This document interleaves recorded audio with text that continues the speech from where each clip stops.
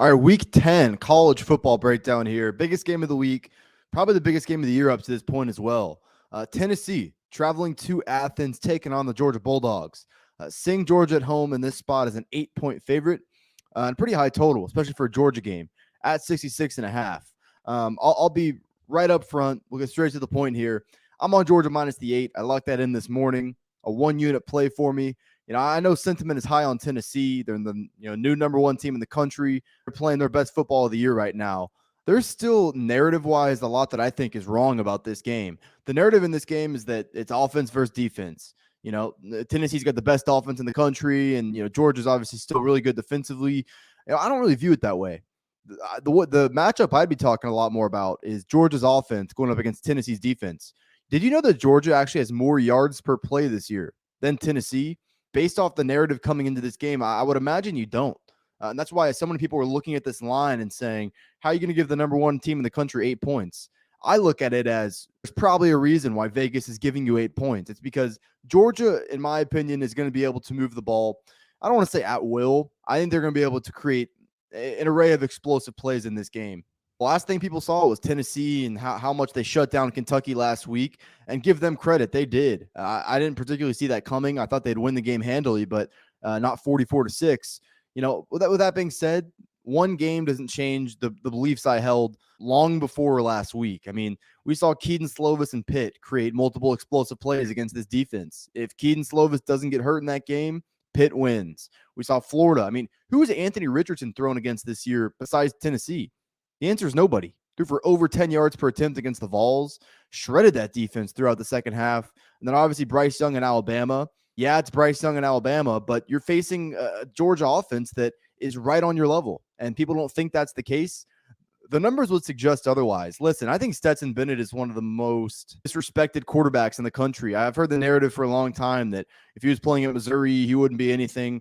We don't know, but the reality of it is he's not at Missouri. He's at Georgia, and he's playing really well. I mean, he's throwing the ball 270 times this year, just 3 interceptions. He was over 10 yards per attempt last year. He's had more put on his plate this year. They're not running the ball as much as they were a year ago, but that's another area too that, if you watched the game against Florida last week when, Florida kind of made that game close, Georgia kind of really leaned on their run game, and they looked really good. I would expect that to carry over week to week.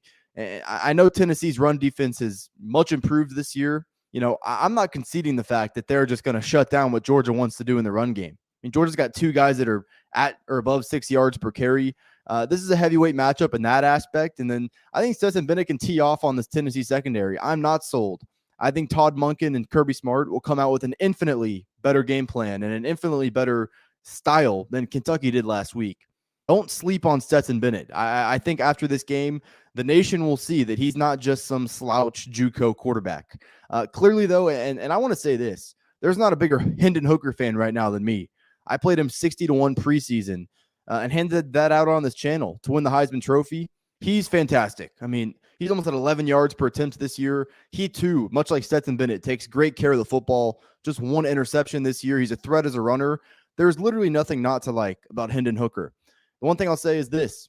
Georgia's strength defensively, we knew Georgia last year as a team that was led by their front 7. I think the way this 2022 Georgia team will be remembered for is their pass defense. Their pass defense has been terrific this year. So this is clearly the toughest matchup that Hooker has faced this year.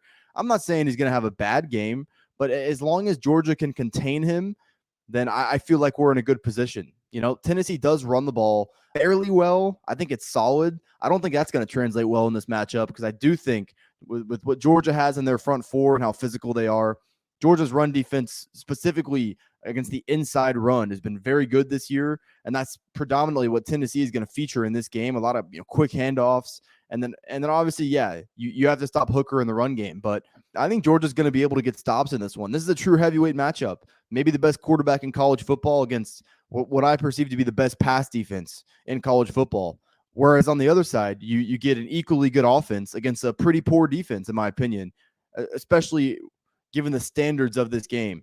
Last thing I'm going to say on this game is this. Tennessee runs at a maniacally fast pace. If you watch their games, you would know that. They're an incredibly fast-paced team. There's some matchups where I think that could work in their favor, and there's matchups like this where I think that's going to hurt them. by being on the field so much, by extending this game unnecessarily, you're just putting more pressure on your quarterback to deliver down after down, possession after possession. I just think the nature of Tennessee having to go punch for 60 minutes, 60 long minutes against this Georgia defense, I just don't like how that's going to fare for them. When you're overmatching a team like Kentucky, yeah, that's how you get a 44-6 score. I just don't think that's going to be the case in this game. I did lay the 8 with Georgia. I'll say it again. Lines like this tell you a story. The sentiment is all on Tennessee here. They've played their best football of the year. I think their best games this year are probably behind them, and I think Georgia's ahead of them. I think any single-digit number presents a pretty good opportunity to back the Bulldogs at home. Tough game. It's always tough betting against a guy you got a Heisman Trophy ticket on, but I believe it's the right side. So Georgia -8 is my official play in this game. Wouldn't hate it over, but I don't really want to mess with this total. Definitely think I would stick with a side here. Georgia -8 is an official 1-unit play for me. All right, before we get out of here, I know you see the shirt right here. Head over to proud90.com for all your golf apparel needs. Obviously, got very unique but comfortable polos with the colder weather coming. Great selection of hoodies and quarter zips. Go to proud90.com and browse their selection. If you see anything you like at checkout, use code Fordham. Going to get you 15% off your entire order. That's code Fordham at proud90.com is going to get you 15% off your order. Support me, support Proud90, proud90.com.